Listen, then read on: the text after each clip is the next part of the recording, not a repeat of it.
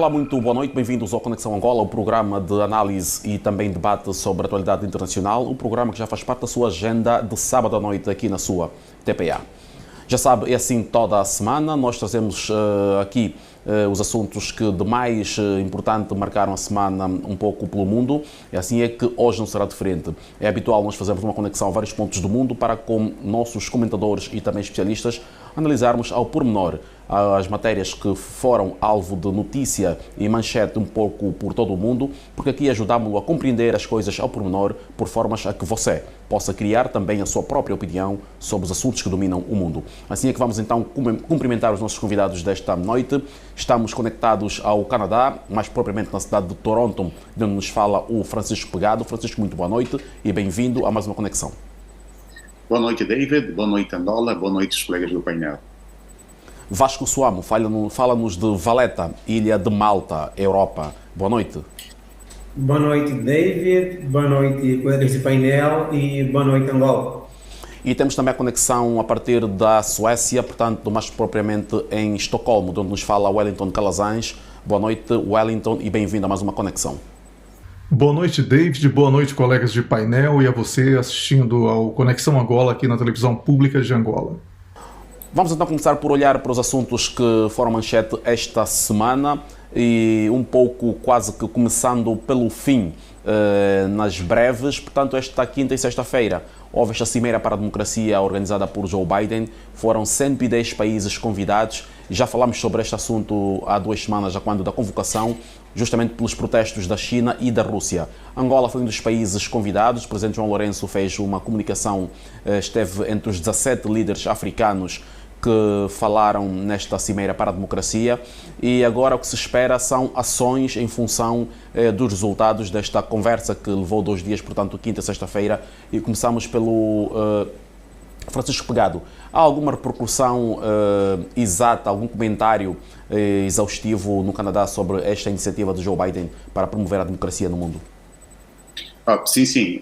A imprensa local congratulou a iniciativa do presidente Joe Biden, que a ideia não são os países chamados não democráticos, porque há países que nesta lista supostamente são considerados países não democráticos, porque a ideia mesmo era promover a democracia ao mundo. Falou-se, e não foi uma coisa em todos os manchetes, todos os jornais, mas falou-se da questão de os Estados Unidos a querer ser sempre o pivô número 1 da democracia, o baluarte da paz no mundo, que é mais uma intenção do presidente norte-americano. E parabéns aos países que participaram. Espero que realmente que essas ações tiradas não fiquem só no papel e transformem-se numa realidade. Então, assim, o Canadá também falou sobre essa situação e, como eu disse anteriormente, parabéns aos participantes e à organização. Vasco, que comentários é que acompanha a partir da Europa desta cimeira, sobretudo quando o maior ruído, se assim se pode dizer, é justamente os protestos da China e da Rússia. A China, sobretudo, pelo facto de Joe Biden ter convidado Taiwan para participar. Ok. Aqui na Europa, assim como também o Francisco disse no Canadá, né, essa cimeira foi bem recebida pelos mídias de comunicação social, e também pelos líderes políticos. Já esperava-se que, óbvio, que a China e também a Rússia não participariam. Nós já sabemos os motivos pelos quais os Estados Unidos não convidou a China e a Rússia, e era esperado, né? Era esperado. É uma pena que poucos foram, né? Ou nem quase todos os países africanos foram convidados a participar dessa cimeira. Nós sabemos quanto seria importante que estivesse lá vários países africanos. Sabemos que é urgente que na África inteira possamos começar a desenvolver o espírito de implementação da democracia, até para que possamos ter o desenvolvimento. Pronto, aqui na Europa foi bem recebida, os jornais fizeram manchetes, alguns políticos, como deputados de outros países da Europa, né, falaram sobre o ato nas redes sociais também. Em suma, Parabenizamos então os Estados Unidos pela iniciativa. Como sabemos, como bem o colega disse, os Estados Unidos sempre quer ser um ator internacional, ou ele é um ator internacional e quer sempre firmar o seu papel no tabuleiro internacional. Parabenizamos a isso, são iniciativas do gênero, de modo que, se consolidarmos, sim, a democracia, principalmente em África, caminharemos para o desenvolvimento. E agora vamos olhar para outro assunto ainda envolvendo o presidente dos Estados Unidos da América, portanto o Joe Biden. Depois de uma cimeira bastante aplaudida pela comunidade internacional virtual com Xi Jinping, o líder chinês, esta semana foi uma cimeira virtual com Vladimir Putin. Portanto, Vladimir Putin, que se apresenta como o líder que é o contrapeso à influência norte-americana no mundo, mas desta vez para falar sobre a questão da Ucrânia. A Ucrânia que passa por uma situação difícil, sob uma ameaça permanente de ataque por parte da Rússia, e que os Estados Unidos da América e os seus aliados europeus já vieram a público dizer que vão proteger, sobretudo, e vão manter o compromisso de manter a integridade territorial da Ucrânia. Ou seja, a conversa mais do que amigável foi uma troca de palavras e também pedidos de esclarecimentos sobre a real situação no terreno, com os Estados Unidos da América a, entre aspas, ameaçarem a Rússia de que, se a Rússia avançar com a pretensão de atacar os territórios ucranianos, os Estados Unidos poderão impor contra a Rússia sanções inéditas. Francisco, esta conversa de Biden e Putin, como é que foi comentada e analisada e está a ser ainda encarada aí no Canadá? Olha, David e amigos do painel e também aos telespectadores da Camões, da TPA, desculpa, é uma cimeira que realmente mexeu com tudo e todos. Até hoje, nesse momento, estamos aqui. E fala-se aqui, no caso específico do Canadá, voltamos um bocadinho lá atrás, essa relação dos Estados Unidos e a Rússia já começou, posso dizer, atingiu o seu ponto mais baixo desde o fim da Guerra Fria em 2014, quando houve a anexação da Crimeia e também a situação da Síria, onde a Rússia apoiava o presidente sírio e os Estados Unidos apoiavam a oposição. E esse foi um dos pontos mais baixos. Então, essa questão da NATO, essa questão dos Estados Unidos, essa questão da Rússia é um ponto importante, porque, como disse bem o David, os Estados Unidos e os seus aliados da Europa e também o Canadá, que é aliado dos europeus, nesse caso, e também dos Estados Unidos, a questão da Crimeia, na questão da Rússia, desculpa, é isso. Vamos tentar enquadrar isso. A Rússia não quer que a Ucrânia junte-se à NATO. Esse é um ponto. Tendo a Ucrânia entrado dentro da NATO, os Estados Unidos ficam mais próximos das bases dos russos. E a Rússia já disse, vamos traçar uma linha vermelha, uma linha que não pode ser, não podem passar esta linha.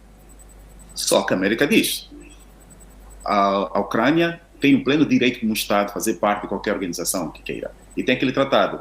Uma vez a Ucrânia fazendo parte da OTAN, ou da NATO, desculpa, um dos membros atacados é um ataque a todos os membros. Se a Rússia atacar a Ucrânia, então vai ter que lidar com os Estados Unidos, a França, a Inglaterra, a Canadá, etc, etc, etc, etc. É uma questão que está aí. Essa é uma questão mesmo muito perigosa, porque também a Ucrânia tem acusado os russos de tentarem promover guerras civis dentro do terreno da Ucrânia, que a Rússia já diz que não. Há tentativas de derrubar o presidente atual da Ucrânia, que a Rússia também diz que não. Uma situação complicada, uma situação que, pelo menos aqui no Parlamento, no Canadá, está a ser aplaudida pela atitude do primeiro-ministro do Canadá, que também está contra a Rússia. Os partidos da oposição, principalmente o Partido Conservador, que é a maior oposição do Parlamento nesse momento, está a pressionar o governo do Canadá atual, liderado pelos liberais, para que tomem posições mais justas, sim, com a visão deles, e mais duras em relação a essa situação, uma situação que poderá descambiar em uma guerra, já aconteceu no passado, e o presidente ucraniano fez agora um discurso bem musculoso que diz que os soldados russos tentarem entrar pela fronteira vão voltar em caixões. Então é uma situação que tem que ser bem revista e o mundo tem que olhar com os olhos de ver. Vasco, esta situação que agora desencadeia em função do resultado desta conversa entre Putin e Biden, é de facto algo para ser levado em conta como uma ameaça séria de uma guerra iminente, ou será mais uma troca de mimos entre essas duas superpotências, como de resto já vimos acompanhando desde o fim da Guerra Fria, que há ascendentes e descendentes nas relações entre os dois países? Olha, na minha visão, acredito eu que a conjuntura internacional não alude nesse momento um possível uso da força naquela região entre os Estados Unidos e a Rússia. Acredito porque ficarão somente em ações diplomáticas e sanções, no meu entender. Por que isso? Vale nos lembrar que atualmente estamos a viver uma grande crise energética no mundo, muito séria, e a Rússia representa cerca de 10 bilhões de barris de petróleo por dia a serem vendidos no mercado internacional. Outra coisa, a Rússia fornece o gás para a Europa, principalmente para a França e para a Alemanha. Sabemos nós que estes dois países são um dos principais atores que norteiam as ações provenientes de Bruxelas. Então, acredito que esta dependência mútua entre os países, facultará, pelo menos até agora, facultará o diálogo como ferramenta de entendimento.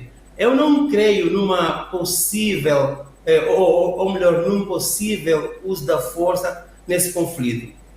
Vamos ouvir a opinião, Vasco, muito bem, compreendemos a sua ideia. Vamos então ouvir também a opinião do Wellington Calazans. Wellington, o que dizer sobre o resultado desta conversa entre Putin e Joe Biden? Ora, David, antes de tudo, precisamos reduzir esse clima de nova Guerra Fria que a imprensa tenta criar através de manchetes, reportagens e principalmente opiniões publicadas, na verdade, porque desde que assumiu a Casa Branca, Biden já telefonou 3 vezes para Vladimir Putin, reuniu-se com ele uma vez e esta semana, na terça-feira, ele solicitou esta videoconferência que é tema aqui dessa nossa discussão. O que ocorre, David, é que as tais linhas vermelhas traçadas por Putin são objeto de análise por parte da NATO. Essas conversas dos Estados Unidos com a Rússia são uma tentativa de compreender o que significaria a ação da NATO e a consequente reação da Rússia. Cabe aqui destacarmos que Washington tem tomado uma posição aberta de confrontação com o presidente russo, Vladimir Putin, na tentativa também de se consolidar mais uma vez como a grande liderança da NATO, ante os parceiros, que só na Europa são 30 membros. Então, está aberta aí uma confrontação com o presidente Vladimir Putin. E também, se formos sair um pouco do tema, temos que lembrar que há uma confrontação também com o líder chinês Xi Jinping. Inclusive, o secretário de Defesa dos Estados Unidos falou esta semana também que rejeita as linhas vermelhas nas situações em torno de Ucrânia e Taiwan. E eu espero que ele esteja apenas blefando, porque isso realmente é uma ameaça praticamente consolidada. Então, as acusações e sanções podem provocar alguns arranhões, mas o povo russo, na minha opinião, já deu provas de que isso não é forte o suficiente para desviar a Rússia das estratégias macro já definidas e perseguidas todos os dias.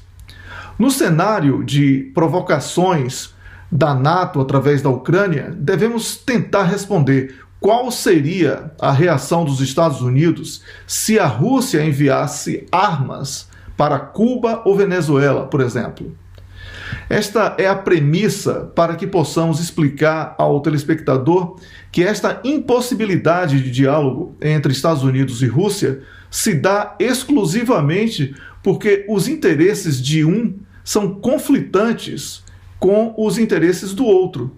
Se a Ucrânia passar a ser país membro da NATO, por exemplo, creio que haverá primeiro o surgimento de movimentos populares internos de instabilidade na Ucrânia, porque são grandes as fatias, né, da população ucraniana que são mais simpáticas à causa russa do que o oposto. Isso inclui a história recente da ex-União Soviética, o idioma russo, que é dominado pela maioria dos ucranianos, e outros traços culturais, familiares e até linguísticos que serão estimulados organicamente em caso de necessidade. Em segundo lugar, a Rússia sabe que a presença da NATO na sua fronteira, tendo a Ucrânia como membro, representa uma ameaça à defesa nacional russa. E, como sabemos, é melhor prevenir do que remediar.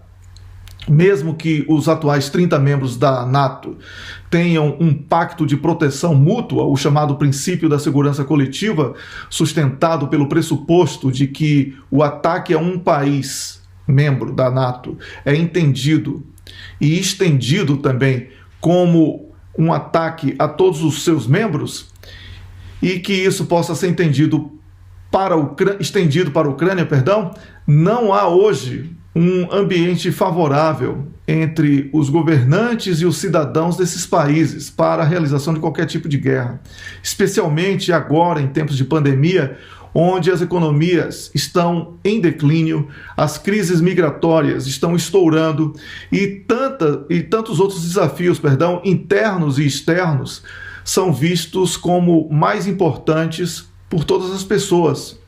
Em outras palavras, David, eu gostaria de dizer que os povos dos países membros da NATO estão cansados de conflitos, guerras, e percebem que os norte-americanos que estimulam estas brigas têm o seu território livre de ameaças. Quem acaba sempre pagando uma conta muito salgada é o povo da Europa.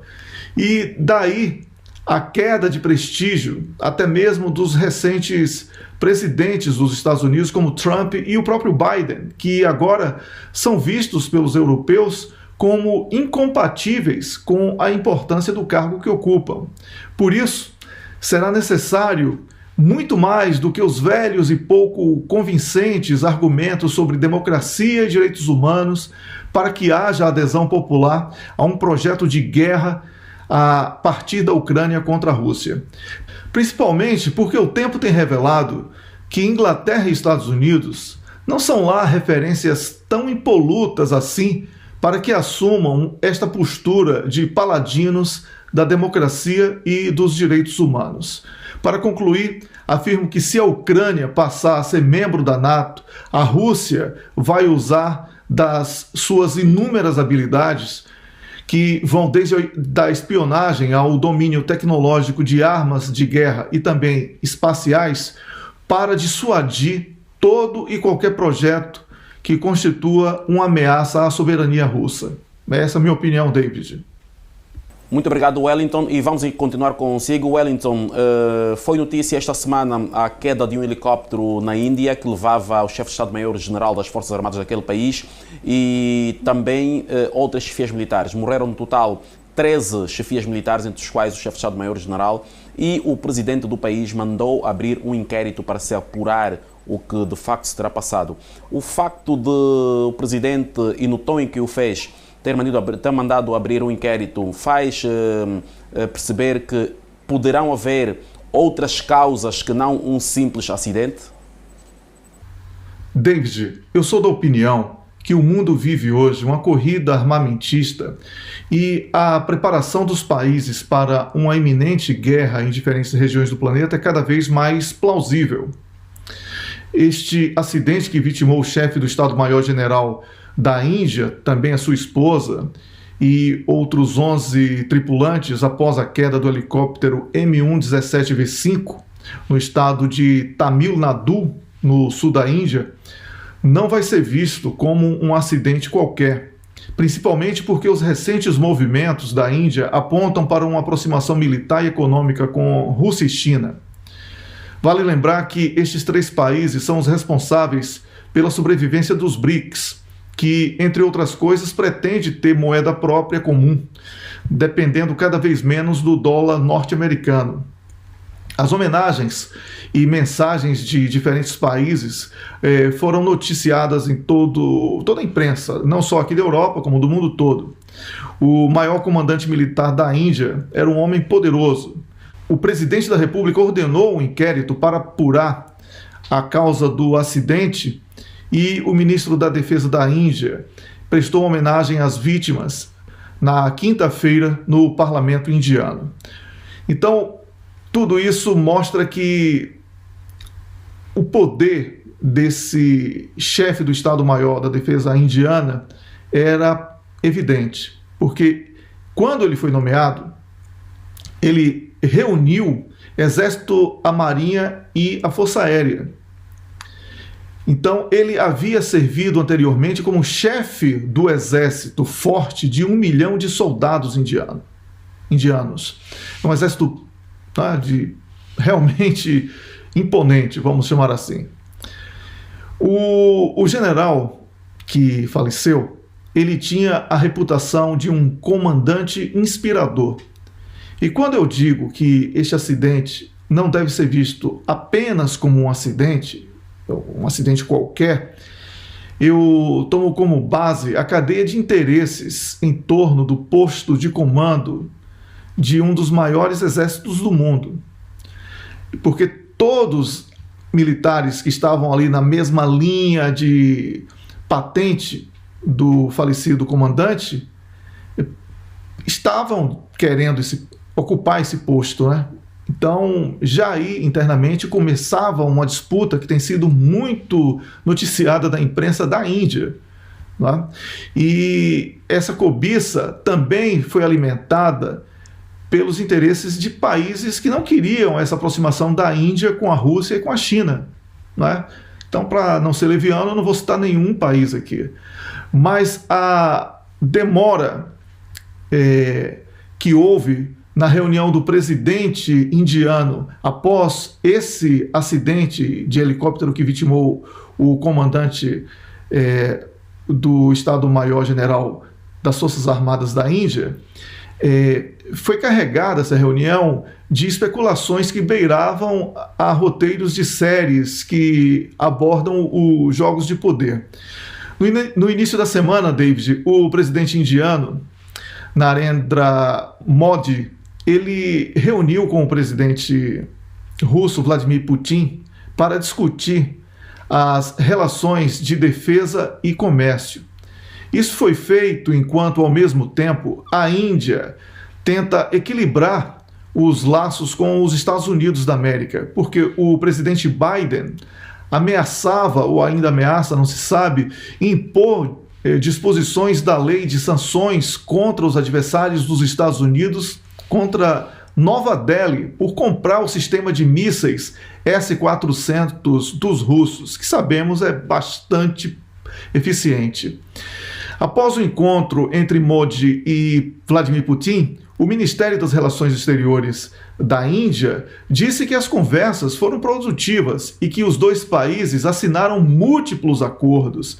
Esta reunião entre o presidente da Índia e o presidente russo, em Nova Delhi, aconteceu horas depois que os ministros da Defesa e das Relações Exteriores dos dois países realizaram um diálogo estratégico para discutir o reforço dos laços entre Índia e Rússia, estendido por mais 10 anos, sobretudo na via militar.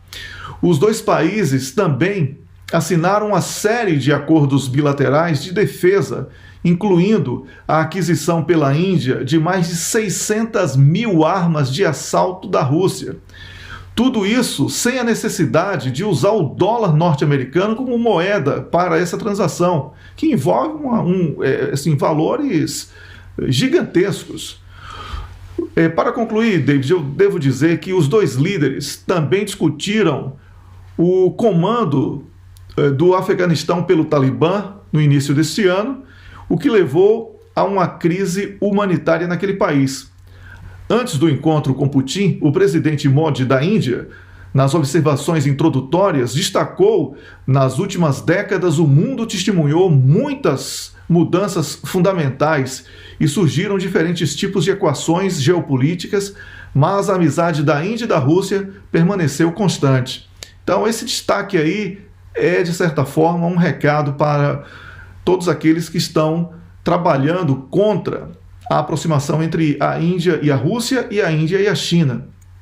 E vai precisar muito mais do que ameaças e sanções à Índia para poder fazer com que os indianos recuem, porque a Índia quer a capacidade militar para proteger os interesses indianos nas questões do Paquistão, do Talibã e do Estado Islâmico. É isso, David. Obrigado, Wellington. Vamos então agora ouvir a opinião do Francisco Pegado. Francisco, numa altura em que há uma aparente aproximação da Índia no que diz respeito ao reforço da cooperação militar da Índia com a China e a Rússia, acontece este acidente que levanta agora muitas conversas pelo mundo. Sim, realmente este acidente levantou conversas até aqui no Canadá. Infelizmente são coisas que acontecem, não se sabe se tem as mãos invisíveis, como a gente usa sempre aqui, ou foi um acidente como tem acontecido em milhões ou milhares e milhares de vezes. Lembrar que este senhor, o chefe militar da Índia, o senhor Bipin Rawat, espero ter pronunciado bem o nome, é o primeiro chefe de defesa do país, uma posição estabelecida em 2019. Era alguém que conhecia muito bem a Índia e foi uma das pessoas tratadas como o peão-chave ou a ferramenta mais importante nas relações, nesse caso, da Índia e China. Mas que os telespectadores e os meus colegas do painel lembram-se muito bem que aconteceu no passado as guerras na fronteira entre a China e a Índia, e este senhor foi uma das pessoas mais importantes que conseguiu parar as guerras no nordeste do país. Infelizmente aconteceu esse incidente e também ele perdeu a sua esposa, e como disse bem o David, foram 3 pessoas e tem um sobrevivente. Fala-se de causas estranhas e até esse momento da nossa conexão não se sabem os resultados do exército indiano, mas não querendo adicionar aqui teoria de conspiração, mas será uma grande derrota para a Índia. É um filho da Índia, claro, e se realmente haver alguma mão invisível, se realmente houve uma mão invisível, então isso será um problema muito grave. Não se sabe se já fala-se também do Paquistão, já que a Índia e o Paquistão têm um problema aí da Caxemira, da fronteira. Todo mundo sabe que a Índia e o Paquistão sempre foi um país no passado, devido a certas coisas, o país dividiu-se, até hoje tem confrontos, especialmente a parte da Caxemira. Vamos esperar e ver o que será, mas sim, foi notícia também no Canadá. Portanto, Índia e Paquistão que estão em conflito permanente devido à questão da Caxemira, entretanto, são 2 potências nucleares também, diga-se, Francisco. Sim. E uma das coisas que fez com que até hoje a guerra não fosse uma guerra mesmo permanente é a questão dos 2 países têm armas nucleares. E ninguém terá, espero que não, que ninguém tenha a coragem de acordar mal disposto, de apertar no botão e o resto é história. Obrigado, Francisco. Vamos então ouvir agora o Vasco Soamo sobre este mesmo assunto. Vasco, eu repito a questão nos termos em que o fiz com o Francisco. É um acidente de helicóptero, caiu numa mata densa de uma região do país, mas o que se diz é que outras causas poderão estar por detrás. Estamos diante de simples teorias da conspiração ou, de facto, há motivos para a desconfiança? Eu acho que podemos avaliar as 2 coisas, até pelo que já foi dito aqui pelos colegas. Existem sim alguns fatos, né? Alguns fatos que apontam para uma possível, como se diz na gíria, uma possível sabotagem no aparelho que veio a cair e que causou a morte do então chefe de Estado da Índia. Mas também do outro lado nós sabemos que sempre caíram aviões, sempre caíram helicópteros. Então, reparo, Vasco, chefe de Estado-Maior General das Forças Armadas. Sim, chefe de Estado-Maior, isso mesmo, está bem. Sim. Sempre caíram aviões, sempre caíram helicópteros, sempre caíram equipamentos. Acidentes acontecem. Claro, poderia ser uma falha mecânica, poderia ser uma falha mesmo muito técnica que veio a cair, que fez cair então a aeronave que transportava esse pessoal. Mas aqui vale-nos ponderar que, agora que foi aberto o inquérito para se investigar, realmente vamos esperar para que sejam feitas as investigações e, se porventura acharem culpados, que possam ser punidos, de modo que questões do gênero não voltem a acontecer. De modo que se for uma falha, por exemplo, técnica ou mecânica, essa investigação também irá apontar e poderá então, não só as Forças Armadas, inclusive da Índia, como outras Forças Armadas que também têm esse modelo de helicóptero, não é? Para terem mais, inclusive, atenção na gestão do equipamento em si. Então, as investigações estão ali, vamos esperar, mas que é muito triste o que aconteceu, sim, é triste. Foram 13 pessoas que morreram. Sabemos a importância que o então chefe de Estado-Maior das Forças Armadas ou das Forças de Defesa da Índia tinha para o país. É um homem que vem de uma família com tradição militar de várias décadas, né?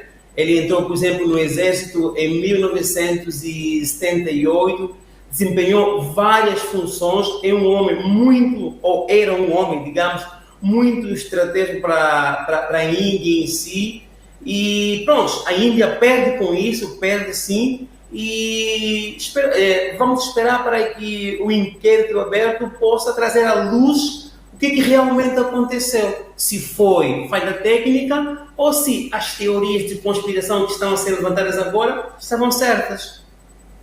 Vasco, e é consigo que vamos continuar, olhando agora para uma situação que tem a ver com o nosso continente. No dia 24 de dezembro, portanto 24 deste mês, ao que tudo indica, a Líbia vai a votos, eleições presidenciais, para tentar devolver a normalidade constitucional naquele país depois do derrubo de Muammar Gaddafi.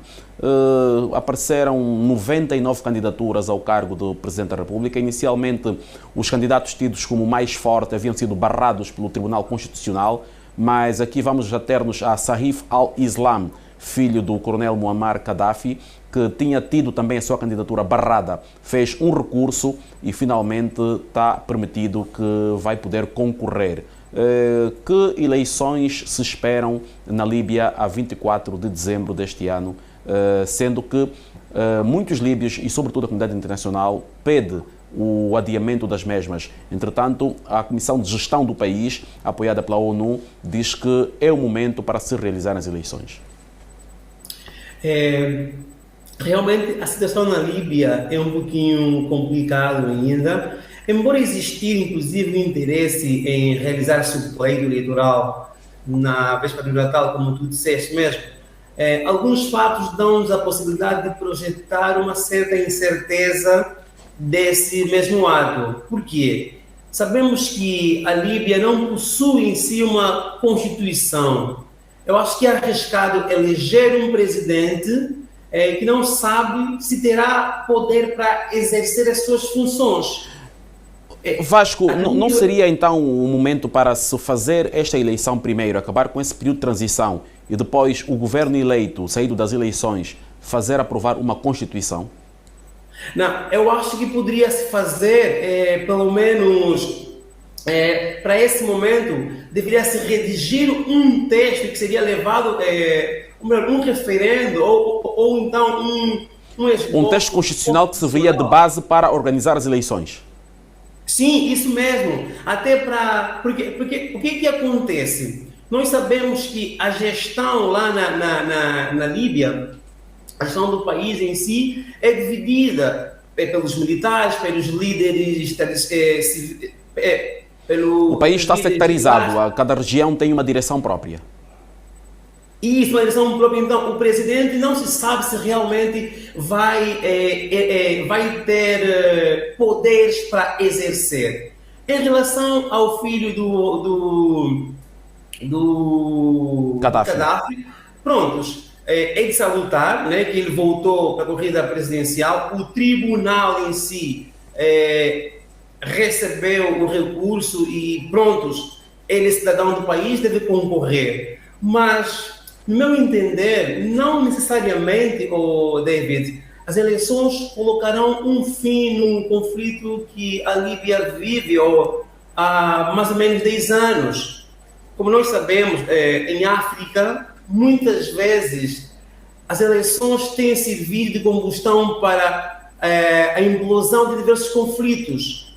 Embora seja um meio democrático, no meu entender, as eleições não necessariamente estabelecem ou garantem a paz. Isso no nosso continente, digo.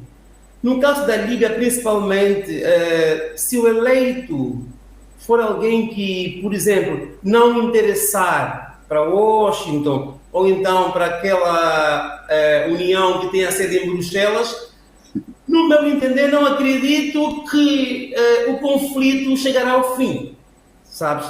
Mas pronto, vamos ver, né, como é que será, e se acontecer as eleições, vamos torcer para que realmente a Líbia possa alcançar a paz duradoura e voltar a desenvolver. Nós sabemos, há mais ou menos uns 10, 11, 12 anos atrás, sabemos o poder que a Líbia tinha, tinha em África. Então, a Líbia precisa retomar a sua posição, inclusive no tabuleiro africano. Francisco, Saif al-Islam, filho de Muammar Gaddafi, sabemos que Gaddafi foi derrubado do poder e assassinado, ele e mais 3 filhos. Saif conseguiu sobreviver na custa de algum apoio popular que conseguiu para se esconder e depois acabou por ser preso. Foi condenado, teve uma condenação à pena de morte, fez recurso e está aí agora um homem, entre aspas, livre a concorrer para as eleições. Entretanto, o Marshal Khalifa Haftar é um homem que tem um exército. Em caso de Saif al-Islam ou um dos outros candidatos vencer as eleições, estes homens que estão a dirigir outras regiões do país e com exércitos, inclusive com grupos armados, estariam em condições de aceitar os resultados e abraçar uma unidade nacional e fazer da Líbia novamente um país uno? Este é o X da questão, como disse bem o meu colega Vasco. A grande questão é, primeiro, começando lá no princípio, são quase 100 candidatos. Não sei se isso mostra maturidade política ou mostra desorganização. 2 pontos. Tu tens 100 candidatos num país que é um autêntico puzzle, uma autêntica divisão. E tens quase 100 candidatos, não sei o que isso dará. Segundo, os 3 nomes que se fala muito, dos quais, desses 100 candidatos, 25 foram barrados e alguns recorreram, como o caso do filho do antigo presidente da Líbia, e tem agora o general, o Khalifa Haftar, que manda a parte do sul da Líbia toda dele, um general com exército, e o atual primeiro-ministro, que tem um maior consenso, que tem uma família rica, não assim tão política, mas tem um maior consenso internacional. É complicado. Eu não sei se as pessoas têm a noção do que está acontecendo na Líbia, não sei se realmente nós, eu, os meus colegas, os que são chamados experts, eu sou fazedor de opinião, têm uma previsão do que irá acontecer na Líbia. Porque de um lado tens alguns candidatos com exército, outros lado tens o filho do antigo presidente, que na altura também sofreu um atentado há bem pouco tempo, na altura antes da resposta, não diretamente a ele, antes da resposta do sim ou não poder candidatar-se ou poder ser aceito, a comissão eleitoral barrou. Então houve uma reunião e alguém entrou com uma arma, fez disparos dentro dessa sala de reunião e aquilo atrasou-se o processo, mas mesmo assim a resposta veio. Então é um país totalmente dividido, um país que precisa se reencontrar 10 anos após o que aconteceu, que o David já citou. Então está na altura de começar a reconstruir, se posso usar esse termo, a democracia do país. E essas pessoas, voltando rapidamente, essas pessoas que eu citei, têm apoio de várias organizações. Os americanos têm apoio a uns, a União Europeia apoia a outros, a União Africana provavelmente não se pronunciou, nem sei em que lado está, mas será um autêntico caldeirão, um puzzle muito grande. No final do dia, quem morre são as pessoas. Como sempre repito neste show, quem morre são os filhos da mãe África. Quem morre é o tecido humano que poderia desenvolver a Líbia e ser a Líbia que era passada, ou melhor ainda. E para terminar, o primeiro-ministro atual fez há bem pouco tempo promessas populistas apoio aos jovens, principalmente as pessoas que casarem-se e tornarem-se e começarem a ter as primeiras famílias. O governo fez promessas grandes de apoiar casas, luz, água e na formação da família. Então, garantia de residências, água, luz, primeiro emprego e apoiar a formação de família, sobretudo para os jovens que decidam começar a vida matrimonial ou individual. É isso mesmo. Isso despertou um olhar profundo dos jovens, então dividiu mais ainda a população. E tem o outro lado militar, como eu já disse, e tem a tradição, já que um é filho do antigo presidente, então tem essa caldeirada toda que vai se tornar, não sei se a Líbia está preparada para ter umas eleições em 24 de dezembro, mas terminando já rapidamente, as eleições não deveriam ser problemas, as eleições deveriam ser propriamente uma forma dos governos ou da população do país medir a pulsação ou barômetro de toda essa situação do país corre. Mas, infelizmente, as eleições ainda é problema para alguns países, ainda poderá ser problema para muitos outros países. Eu só espero que a Líbia, são 10 anos de muita morte, e a Líbia consiga sair dessa situação. Obrigado, Francisco. Vamos então ouvir agora o Wellington. Wellington, estamos diante de uma situação com um desfecho improvável. Olha, David, a cada dia as notícias que nos chegam a partir da Líbia nos dão a certeza de que não há ambiente seguro para a realização das eleições presidenciais anunciadas. E se essas eleições acontecerem, o que vai ser depois disso? Quem assumir o poder vai ter condição de conduzir o país? Eu acredito que não, como já discutimos aqui em edições anteriores do Conexão Angola. A comunidade internacional sabe disso. A NATO vai ter que conviver, mesmo que impunemente, com a vergonha de ter destruído um dos mais prósperos países do continente africano, matando ou permitindo que matassem de maneira brutal o líder Muammar Gaddafi. E, no lugar de tentar promover a paz ao longo da última década, ter permitido a formação de facções regionais que fomentam conflitos internos e também destruíram o tecido social e a estrutura de Estado da Líbia. Então, David, por isso eu acredito que a única possibilidade de refundar a Líbia seja através da memória recente de um país próspero que o Gaddafi soube construir. O filho dele está de volta ao páreo e eu acredito que seja ele, o filho do Gaddafi, o único capaz de devolver o sentido de unidade que restou da Líbia. Então, eu acredito que essa história de forjar líderes a partir de conflitos e do caos dos últimos 10 anos é ignorar a história de um povo sofrido e praticamente humilhado pelos crimes de guerra da própria NATO. Nesta década pós-Gaddafi, eu conversei com muitos cidadãos líbios ao longo desses 10 anos, que vieram morar aqui na Suécia e também em outros países que eu viajei e acabei encontrando líbios. 100% deles, David, me falavam que sentem saudade da Líbia dos tempos de Gaddafi. E isso fundamenta a minha opinião sobre este tema que estamos discutindo. Obrigado, Wellington. Aos três vou pedir que se mantenham conectados. Vamos observar um momento de intervalo, será breve e já voltamos para analisarmos outros assuntos que também marcaram a semana. Quanto a si, caro telespectador, pedimos apenas que se mantenha no seu lugar e sequer troque de canal, porque a nossa conexão volta dentro de instantes, depois de um brevíssimo intervalo. Conexão Angola, o seu programa aqui na TPA.